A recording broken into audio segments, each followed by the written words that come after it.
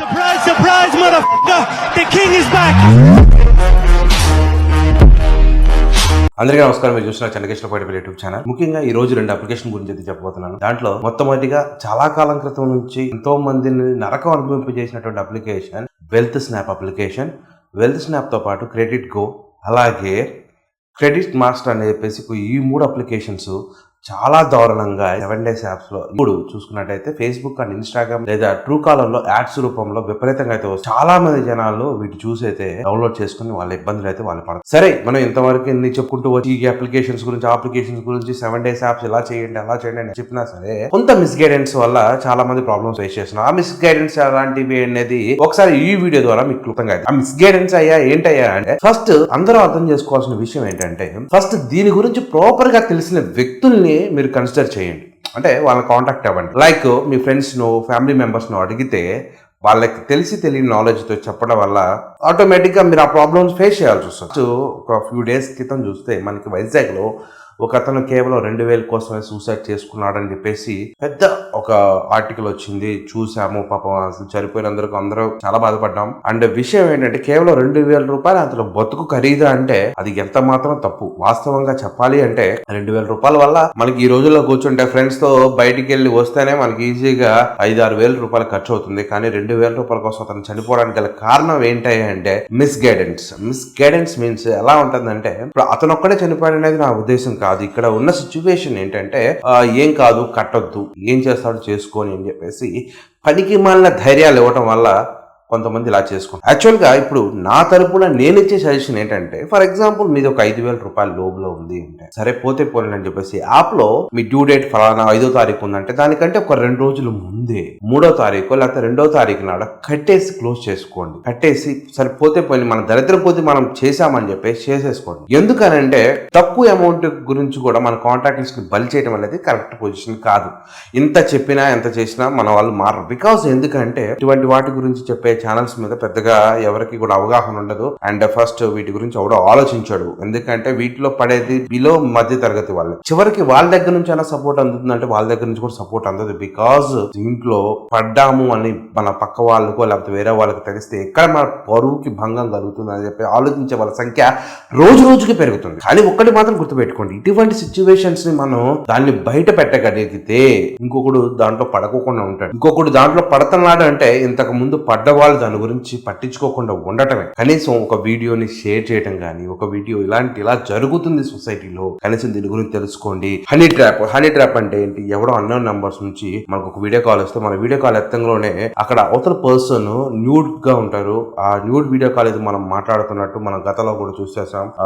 వైఎస్ఆర్సీపీ పార్టీకి సంబంధించినటువంటి ఒక పెద్ద పర్సన్ కి జరిగింది. అది పేరు మనకి ఎందుకులే కానీ, ఇప్పుడు అట్లా ఎంతో మందికి అలా జరుగుతూనే ఉంది. మరి ఆయన ఉద్దేశపూర్వకంగా చేశాడు, ఇంకో రకంగా చేశాడు కాదు. ఆ విధంగానే మన ఫేస్ అక్కడ కనిపించగలనే ఆ కనిపించిన ఫేస్ ని అవతల బ్యాక్ సైడ్ ఉన్న న్యూడ్ ఫోటోని పట్టుకొని మనని హెరాస్ చేయడం. హెరాస్ అల్టిమేట్ గా వాళ్ళు సాధించేది ఏంటంటే, మీ దగ్గర ఎంత వరకు రావాలో అంత వరకు పీకుతూనే ఉంటారు. నాట్ ఓన్లీ ఇలా ఒకటే కాదు, ఎన్నో స్కామ్స్ జరుగుతున్నాయి. లైక్ మీ పేరు మీద కస్టమ్ లో ఒక పార్సిల్ వచ్చి, ఆ పార్సిల్ మేము చూస్తే దాంట్లో డ్రగ్స్ ఉన్నాయని తెలిసింది. మీరు స్టేషన్ కి రావాలి. స్టేషన్ కి ఎక్కడ రావాలి? మళ్ళీ మనం ఆ లొకేషన్ లో ఉన్నాం అనుకోండి, అక్కడ పేరు చెప్పడం, ఎక్కడో పేరు చెప్తాడు. ముందే మన దగ్గర నుంచి డీటెయిల్స్ అన్ని కలెక్ట్ చేసుకున్న తర్వాత అలాంటి చోటికి రావాలి. మనం ఆల్మోస్ట్ వాడు చెప్పంగానే మనం హల్లాడిపోతాం. హల్లాడిపోగానే వాడు ఏం చేస్తాడు, ఫస్ట్ ఇక బేరాలు మాట్లాడతాడు. అక్కడ నిజంగా వీడియో కాన్ఫరెన్స్ కాల్ చేయగానే అక్కడ నిజంగా ఒకడు సూటు బూటు వేసుకొని, అంటే పోలీస్ డ్రెస్ లో ఉండి వెనకాల ఫ్లాగ్స్ క్లిక్స్ మంచిగా సెటప్ అంతా చేసి ఉంటది. దాన్ని చూడంగానే మనం అమ్మా ఎందుకు వచ్చిన తలకాయ ఎప్పుడా బాబు అని చెప్పేసి వాడు 50,000 అడితే 50,000, 1,00,000 అడితే 1,00,000, 2,00,000 వీలైనంత వరకు కట్టే వాళ్ళ సంఖ్య రోజు రోజుకి పెరుగుతుంది. దీన్ని ఎవరికి చెప్పుకోలే సిచ్యువేషన్ లో కూడా లేరు.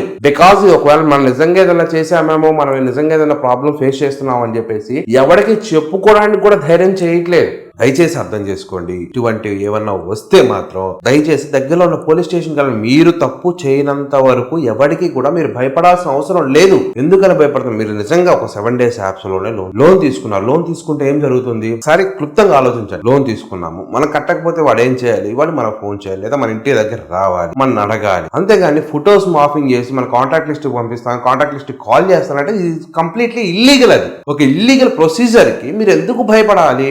అలాగే ఇప్పుడు మిగిలిన లోన్ యాప్స్ కనుక చూసుకున్నట్లయితే క్రెడిట్ బి వాళ్ళ హెరాస్మెంట్ అనేది రోజు రోజుకి పెరుగుతుంది. క్రెడిట్ బి వాళ్ళ హెరాస్మెంట్ అనేది ఎందుకు చెప్తున్నాను అంటే, మేము ఇంటికి వచ్చేస్తాం, ఇది ఒక 10 రోజుల కనుక లోన్ కట్టకపోతే ఎవడైనా సరే యాక్షన్ తీసుకోవాలి, ఇంటి దగ్గర రావాలంటే 90 days టైం పీరియడ్ అనేది ఉంటుంది. ఆ 90 days టైం పీరియడ్ లో ఒకవేళ ఆ 90 days లోపల కూడా మన ఎటువంటి జవాబుదారీ అనేది లేకపోతే మాత్రం అప్పుడు మన ఇంటి దగ్గరకు వచ్చి వాళ్ళు ఏంటి ఏంటి అని చెప్పేసి అడగాలే కానీ మన దుర్భాషలు ఆడటం, ఇష్టం వచ్చినట్టు మాట్లాడటం, పెచ్చ వేషాలు వేయటం, ఇవేవేసినా సరే మనం లీగల్ గా వాళ్ళ మీద యాక్షన్ తీసుకోవచ్చు. ఈ విషయాలు కొంతమంది తెలిసినా కానీ ఆ భయం అనే ఒక ముసుగులో అలా బతికేస్తున్నారు ఎన్నో రకాలుగా. ఇప్పుడు మనం ఫర్ ఎగ్జాంపుల్ ఒక లోన్ తీసుకున్నామంటే అది కట్టలేని పొజిషన్, ధర్మంగా ఉండాలి. ఎలాంటి ధర్మం అంటే నిజంగా ఏదో ఫైనాన్షియల్ స్ట్రగుల్స్, ఏదైనా ప్రాబ్లమ్, కొంతమంది యాక్సిడెంట్ అయిందన్నా, మాకు యాక్సిడెంట్ అయింది, మేము వెళ్ళలేకపోతున్నాము, డ్యూటీకి వెళ్ళలేకపోతున్నాము, శాలరీ రాలేదు, ఈ మంత్ ఈఎంఐ కట్టలేదంటే అదొక జెన్యూన్ కేసు. ఇంకోటి జాబ్ మానేసానని, ఇంకొకడు ఏదో వచ్చిందని తీసానన్నా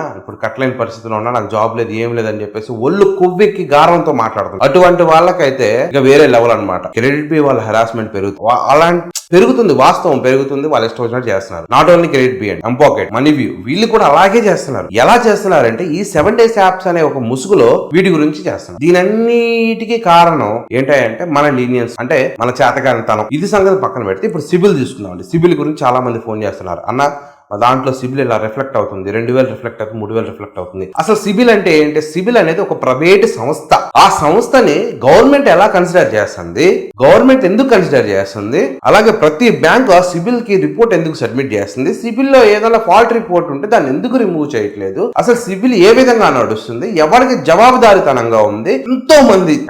ఎంతో మంది జాతకాలను నాశనం చేసినటువంటి సిబిల్ దానికి కనీసం ఒక సొల్యూషన్ కూడా ప్రొవైడ్ చేయకుండా ఇలా తిరుగుతుంది. నిజంగా చెప్తున్నాను. దీని గురించి ఒకవేళ మనం ఫైట్ చేద్దాము అంటే దాని గురించి ఎవడో సపోర్ట్ చేసేవాడు కూడా లేడు. సిబిల్ అసలు ఎన్ని రకాలుగా నాశనం చేస్తుందంటే ఒక చిత్రగుప్తు లెక్క ఎట్లా ఉంటదంటే, ప్రతి ఒక్క పనికి మాలిన ఏది non banking financial corporation NBFC certificate ఉంటే చాలు, వాడు పంపించిన రిపోర్ట్ ని అది జెన్యూనా కాదా, గడిది గుడ్డా గుంగురు తొక్క అసలు ఏమి లెక్క వేయకుండా మన సిబిల్ లో రిఫ్లెక్ట్ చేసి మన యొక్క సిబిల్ స్కోర్ ని డౌన్ చేసి ఫర్దర్ గా మనకి ఎటువంటి ఫైనాన్షియల్ సపోర్ట్ లేకుండా చేస్తుంది సిబిల్. ఇది 100% వాస్తవం. ఇది మేజర్ గా దెబ్బపడేది కూడా కేవలం ఎవరైతే మధ్య తరగతి వాళ్ళు ఉన్నారో వాళ్ళ మీద ఇబ్బంది పడుతుంది. అలాగే ఈ 7 days యాప్స్ లో లోన్ తీసుకున్నటువంటి చాలా మందికి కూడా సిబిల్ లో ఎందుకు రిఫ్లెక్ట్ అవుతుంది, ఎటువంటి NBFC సపోర్ట్ ఈ 7 days యాప్స్ కు ఉంది, అటువంటి NBFC ని ఈ సిబిల్ ఎందుకు కన్సిడర్ చేస్తుంది, అలాగే RBI ఎందుకు క్లోజ్ చేయట్లేదు, ఒకవేళ RBI క్లోజ్ చేసిన చాలా NBFCలు ఉన్నాయి, అటువంటి NBFC నుంచి వచ్చిన రిపోర్ట్స్ ని సిబిల్ ఎందుకు కన్సిడర్ చేస్తుంది అనేది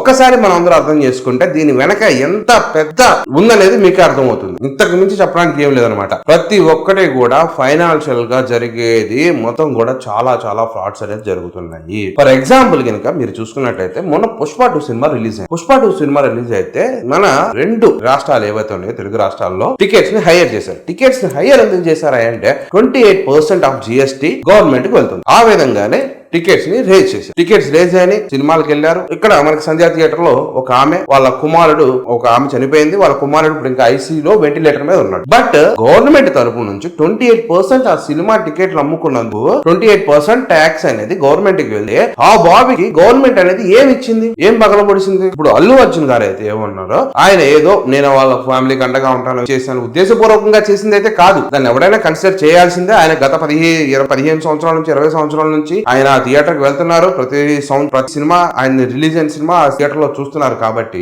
ఆల్రెడీ సంధ్యా థియేటర్ నుంచి లెటర్ లేదన్నారు, పర్మిషన్ ఇవ్వలేదన్నారు. కాబట్టి పర్మిషన్ నిజంగా ఇవ్వకపోతే మాత్రం అక్కడ అల్లు అర్జున్ గారి తప్పు అవుతుంది. ఎందుకంటే పుష్ప 2 కి పుష్ప 1 సినిమాతో వచ్చిన క్రేజ్ పుష్ప 2 తో ఇంకా హైక్ అయ్యి, అలా హైక్ అవడం వల్ల ఆయన అట్లా బయటికి వెళ్ళారు. దీన్ని రాజకీయ పరంగా, వీటి పరంగా, మోహన్ బాబు గారు కొడుకులు గొడవలు, వీటి మీదే మీడియా మొత్తం ఫోకస్ చేస్తుంది. బికాస్ ఏంటి, టీఆర్పీ కావాలి. ఇటువంటి సామాజికంగా పోరాడే వ్యక్తులు గాని, ఇది సామాజిక సమస్య సిబిల్ అనేది చాలా మోసం చేస్తుంది. మన ఇండియన్ పీపుల్స్ ని చాలా మోసం చేస్తుంది సిబిల్. దీని మీద ఖచ్చితంగా ఒక కౌంటర్ నోటిఫికేషన్ దాఖలు చేయాలి. దీని మీద పోరాడే వ్యక్తులు ఎవరైనా ఉన్నారా అంటే మాత్రం మన లాయర్స్ అసోసియేషన్ లో గానీ, లేకపోతే ఇంకెక్కడ ఏ డిపార్ట్మెంట్ లో కూడా ఈ సిబిల్ మీద మాట్లాడటం లేదు. అసలు సిబిల్ నిజంగా గవర్నమెంట్ అంటే అది ఒక ప్రైవేట్ సంస్థ. ఆ ప్రైవేట్ సంస్థ ఇచ్చిన రిపోర్ట్స్ ని బ్యాంకులు ఎందుకు కన్సిడర్ చేస్తున్నాయి? అసలు పెద్ద చూడండి ఎంత సర్కిల్ లో ఇదంతా కూడా తిరిగి మిడిల్ క్లాస్ ఫ్యామిలీస్ మీద బర్డెన్ పడుతుంది. ఏదో లోన్ పెట్టుకొని ఒక బండి కొనుక్కొని కొనుక్కుందాం లేదా ఒక ఇల్లు కొనుక్కుందాం లేదా చూస్తే అక్కడ ఎందుకు ఉంటుందో తెలియదు, చాలా విచిత్రంగా ఉంటాయి. ఆ సిబిల్ లో రిఫ్లెక్ట్ అయ్యే కూడా చాలా విచిత్రంగా ఉంటాయి. ఫర్ ఎగ్జాంపుల్ నేను ఒక లోన్ తీసుకొని సరే నా దగ్గర డబ్బులు సమకూరి అని చెప్పేసి నేను కట్టేద్దామని పోతే పోస్ట్ క్లోజ్ మీన్స్ మొత్తం అన్ని ఈఎంఐలు కలిపే, మన డబ్బులేం కట్ చేయట్లా, అన్ని ఈఎంఐలు కలిపే కట్టేసినా గానీ పోస్ట్ క్లోజ్ కింద మన సిబిల్ డౌన్ అవుతుంది. ఎందుకు డౌన్ అవుతుంది? డబ్బులోనే కట్టేసిన నేను, దానికి సిబిల్ ఎందుకు డౌన్ అవుతుంది అంటే అక్కడ సమాధానం లేదు. నెల నెలా కట్టాలి, ఇంతే కట్టాలి. అసలు ఆ మెథడ్స్ ని కొన్ని రూపు మాపాలి. ఎవరి దగ్గర డబ్బులుంటే వాడు కడతాడు. దీనికి ఫైనాన్షియల్ గా పెద్ద చిట్టా రాసి చేయాల్సిన అవసరం లేదు. అలాగే ఈ పనికి మాలిన ఏవైతే ఎన్బిఎఫ్సిస్ ఏది ఈ 7 days యాప్స్ కి సపోర్ట్ చేసే ఎన్బిఎఫ్, ఆ ఎన్బిఎఫ్ నుంచి వచ్చిన సిబిల్ ని ఎందుకు కన్సిడర్ చేసి మనకి సిబిల్ రిపోర్ట్ లో చాలా మందికి రిఫ్లెక్ట్ అన్న 2000 కానీ 3000 కానీ పేరు వస్తుంది. యాక్చువల్ గా ఇక్కడ వాళ్ళు ఏ యాప్ నుంచి వచ్చినారో ఆ యాప్ నేమ్ కనిపించదు, కానీ ఇవి మాత్రం కనిపిస్తుంది. బికాస్ ఎందుకంటే ఏంటి, ఏదైతే ప్రైవేట్ ఎన్బిఎఫ్ ఉన్నాయో వాటి నేమ్స్ కనిపి, అది మేజర్ గా గుర్తుపెట్టుకోవాలి. ఇటువంటి దాఖలాలు ఎన్నున్నా సరే అన్నిటి మీద పోరాటం చేయాల్సిన అవసరం ఎంతైనా ఉంది. దాని గురించి పూర్తి అవగాహన అయితే రావాలి. ఫస్ట్ జనాలకు వస్తే మిగిలిన వాళ్ళు ఏదో ఒకటి కన్సిడర్ చేయొచ్చు. ముందు జనాలు ఏ విధంగా ఫీల్ అవుతారంటే మన పబ్బం గడిచిపోయింది కదా మనకి ఎందుకులే అనుకుంటారు. ఒకవేళ దీని మీద పోరాటం చేద్దాం రోడ్డు మీద వెళ్తే ముందు తీసుకొని లాన్ దిగుతారు. ఎందుకు? బికాస్ సపోర్ట్ లేదు కాబట్టి. అంతే, సపోర్ట్ ఉంటే ఏదైనా చేయొచ్చు, సపోర్ట్ లేకపోతే ఏమీ చేయలేదు. దయచేసి అర్థం చేసుకోండి. మీ యొక్క సపోర్ట్ ఏ విధంగా ఒక సబ్స్క్రైబ్ రూపంలో, ఒక లైక్ రూపంలో, షేర్ రూపంలో ఇవ్వగలిగినట్టయితే దీని మీద నేను ఖచ్చితంగా పోరాటాన్ని ప్రతిరోజు మీ ముందుకు వీడియో తీసుకురావడం, ప్రతిరోజు ఒక క్యాంప్ గురించి చేయడానికి ఖచ్చితంగా మన ఛానల్ సిద్ధంగా ఉంటది. దయచేసి అర్థం చేసుకోండి. మీ యొక్క సపోర్ట్ నాకు కావాలి. మీ యొక్క సపోర్ట్ ఉంటే నేను ఏదో చేయగలను. నాకు సపోర్ట్ చేసిన ప్రతి ఒక్కరికి కూడా పదాభివందనం. జై భారత్, భారత్ మాతాకి జై, జై హింద్.